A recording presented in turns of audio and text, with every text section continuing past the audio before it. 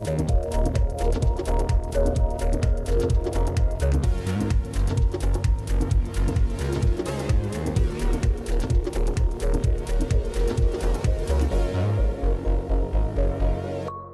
back to Face in the Crowd. We are chatting with Rendani Nevhulaudzi of Joren Communications. He explains his journey as an entrepreneur thus far. Now, Rendani, you were obviously employed. You had a safe job, a steady income. Upon making the decision to enter this illustrious world of entrepreneurship, I mean, what happened upon making that decision? How did life change for you? Well, I mean, making a decision to leave your job, it's not a good. You need time, first of all, and it's not something that you can just do, and you need to have calculations of what you want to do. So for me personally, it was a decision that it was about time. Like for me, it was about time I do this. So luckily, I got a contract with one of the universities to manage their websites, which was paying very less. But for me, it was a defining moment because that contract and another contract with another NGO, which I was doing very little. But those things were paying very little compared to the salary that I was getting. But for me, I then asked myself okay, how can I then make that money that I'm getting from the other side, from these two contracts, then multiply into more contracts? You understand? Then I will get all that opportunity to then look for new contracts. And that's how I took my calculated risk. Because I had a permanent job, which, I could work until I'm 60 and retire. But then I decided to take this contract, and I'm not even sure whether they're going to be renewed and stuff like that, and they were very short contracts. And then to also then look for other new jobs. And that was, for me, was then the defining moment to say, I'm taking a calculated risk. Upon entering your sector, I mean, what are some of the challenges you faced as a black entrepreneur? The biggest challenges was getting better contracts. You understand? In a nutshell, our industry is very competitive. In a sense that, there are a lot of people that are offering websites at a very low rate. And, I wanted to build a business behind that. And, when you're building a business, you need better contracts because you're going to employ people and you're going to have offices, you have bills to pay, and you're going to also pay yourselves. So you need to have contracts that, will be able to pay all those things, you understand? So that was the biggest challenge, first of all. The second challenge, the startup itself, in terms of the funding of starting the business. I took part of my salary and bought my first computer to build my websites and stuff like that. And then I bought my first desk, my first chair at home, the internet at home with my salary. That was using my salary. And then those things I was able to sustain them because I was also getting small jobs that I was getting, so I was able to sustain. By then, before I knew it, I had an employee in my sitting room. My first employee was working from my sitting room. So we used to work from the sitting room. I used to wake up in the morning and I would normally dress like the way I'm dressing now and go to the sitting room and work from the sitting room. So that's how the journey started before we even had offices and we had to employ other people and stuff like that. But in the same breath, as a black entrepreneur, do you think your sector, your industry is monopolized in any way? And if so, how? Well, I think if we speak of the word, I think it might be monopolized, but I don't think it's that much monopolized. I think in a sense of maybe getting, for us, let me just talk about my company. Yes. Maybe getting jobs in the private sector is a bit difficult for us as a black company. We have not been able to really penetrate that. Not mostly in big companies that are in the private sector. Let's just say JSE listed companies. We've never really get a job from a JSE listed company, but we are capable of delivering something like that. I think it's mostly the know-how of how to get those things. We have never really got information, and I could say that is the way it's monopolized. Like, how do people end up penetrating there? How do agencies get those kind of jobs? Where do they compete? Where is the information in terms of how do people penetrate those? So I think in that, but I think for the industry is really maturing, and I think it's getting demonopolized, if I could use the word. So the barriers to entry are opening up? Yes, the barriers of entry are opening up. And I think as time goes on, I think the most important part is that for us as a small business, we remain very competitive. Our business is very competitive. We compete, even if you bring a big agency here with a lot of people, we will compete with that agency. We will compete tooth and nail. We even compete on price, you understand? So I think for us, we've taken initiative because we saw that there is a sort of problem in terms of getting into the market. We've positioned ourselves in a very competitive way in terms of we build very compelling websites, and we build them in a sense that we put all our energy in it, and we put our length and breadth in it. And not only that, but we also don't put money first, which is one of the most important things as a black business. We really put our client first, and we make sure that our clients are much happier. In that way, that's how we've been able to get more businesses, people referring us to. As you build Joren Communications, I mean, you require your own set of support structure to continue to work the long hours and provide for your family. Who are some of those people that have managed to help hold you as you continue to live your dream? Well, I think my wife was one of the person that was always been there on my side. Even when I left my job, she's the first person I told that I'm leaving my job, and she was like, she's not happy with the issue because, she's not sure about the money. She's not sure whether we're gonna be able to pay the rent, we're gonna pay the car, and all those kind of things. So she was just a bit scared about it.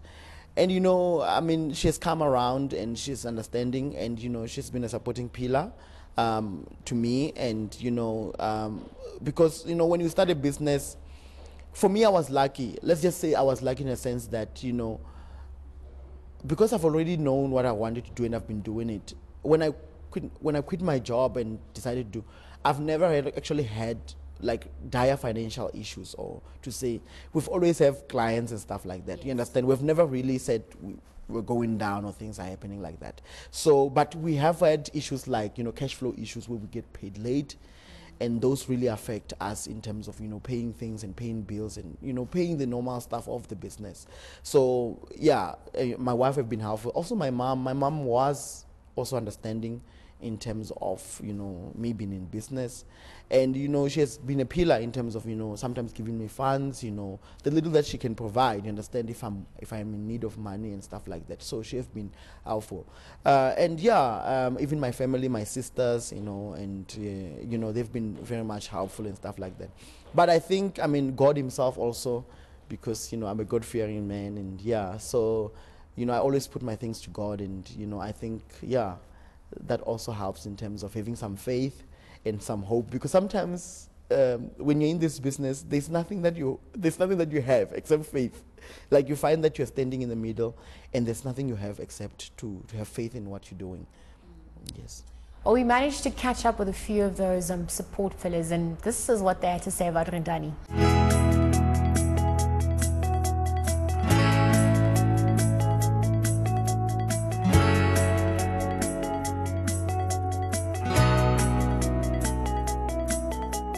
My opinion of Rendani is a hard-working person. He's motivated. He's worked hard for everything he has right now. And usually he'll tell you that I want to do this, and you'll be like, no, that is like something you can't do or something like that. But then he'll do it because he's that kind of person. My opinion about Rendani is that he's a very good guy who's always looking for us as his employees.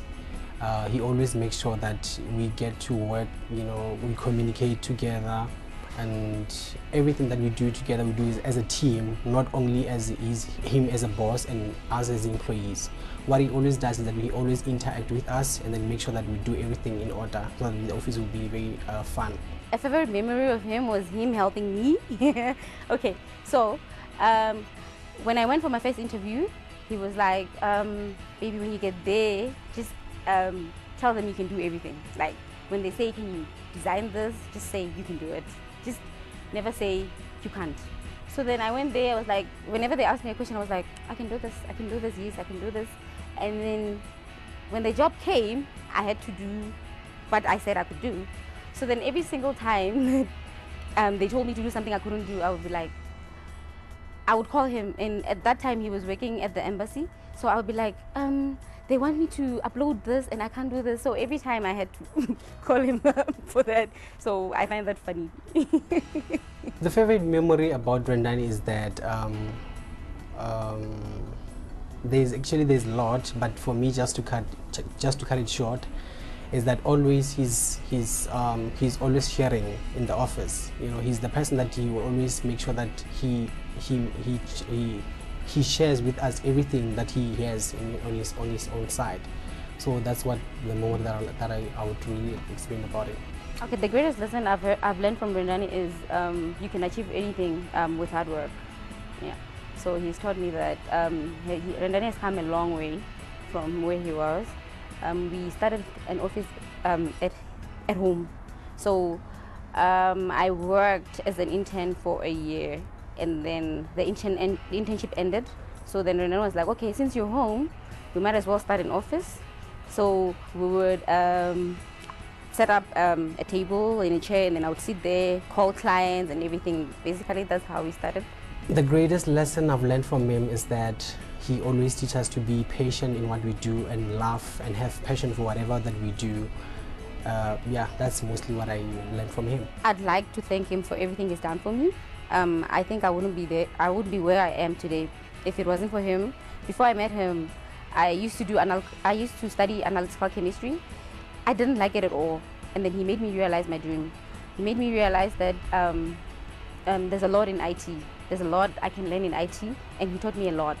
So I decided to study in IT, and then that was all because of him. And I love my job. I love everything about it. I love everything about IT, so I appreciate that. I would say he should continue being him, because most of the time he's just being the guy that you always be able to go to communicate with him. He's not the boss type whereby you just be afraid to approach him. So I would think he should just be continuing being the same person that he is. It's always interesting to see and hear what our friends and family really think of us, don't you think? Yeah, no, it's quite interesting. Now for the bigger picture at large, Rendani, I mean, what is your ultimate legacy for yourself and then extended for to Joren Communications, sorry? Yeah, I mean, the legacy that I want to leave for the company is that, I mean, let me just start with saying that many people are very skeptical that are you going to make money through websites? We did make it. You understand? So that's one thing. But the legacy that I want to leave is a legacy where we have a company that employs a lot of young people that are destitute. We try by all means to employ young people that are, that are upcoming and, don't come from really nice families or a good background. And that's the legacy that we want to build. We want to build excellent young people, people that can contribute to this country. One thing that we have started is what we call a Joren Academy, which we're going to be launching very soon.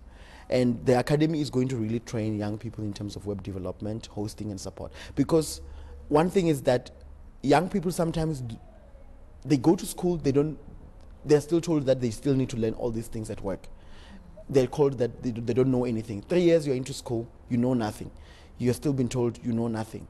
Then what's the reason? So we want to bridge that gap where we train young people to be ready for work, to understand work, because you get to work and then you are a web developer, you don't know where to start. You have been told you're an intern and you can't do anything. So we want to build a gap where we train young people in website development, in hosting, in support, and then they can also go into their own businesses. What we want to build also is other young people that are in business, because the more people that we have in business, the better we can compete and the better the market. And you understand? So I think that's the legacy that I want to leave in terms of the business itself. And for you and for Rendani? Well, for me, I mean, there's a lot of opportunities that I still want to explore. I'm not sure. The legacy that really I want to build in South Africa is the possibility that it is possible for a young, or not a young, but for black people to really build their own businesses from scratch without any, let's just say, any intervention of anyone, but to really build compelling, competitive businesses that they build with their sweat and blood, and for them, those businesses to be able to compete in an international arena. And that's me. And I believe that is the legacy that I want to leave. Upon your journey, you've picked up many pearls of wisdom. What are the top 3 advice tips or tips that you'd like to share for those watching? Well, I mean, mostly share with young entrepreneurs that are coming that, if you have a business, if you want to start a business and you think that it's about time to start your own business, just start. That's the first advice. No business plan, nothing, just start. And you're only in business if you have a client. So if you don't have a client, So if you want to start a business, you need to be good at selling. That's the first priority. You need to be able to sell you need to be able to convince people that, you know, what I'm selling can contribute to them and can make, you know, can bring value to their lives. You understand? Then that is the most important part, which is my second thing about.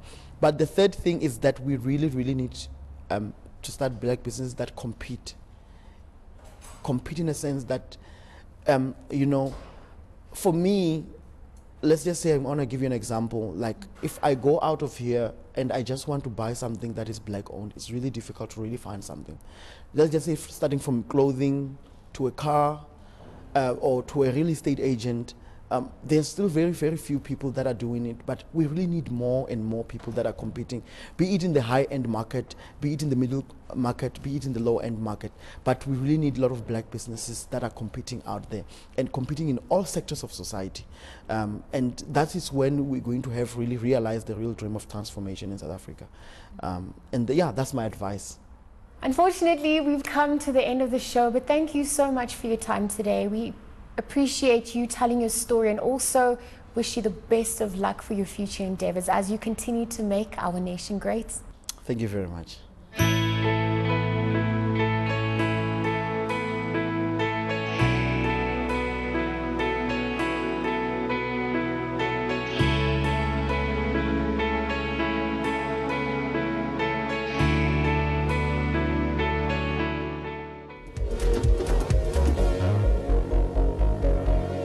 Thank you for joining us for another episode of Face in the Crowd. Of course, we were chatting with entrepreneur Rendani Nevhulaudzi.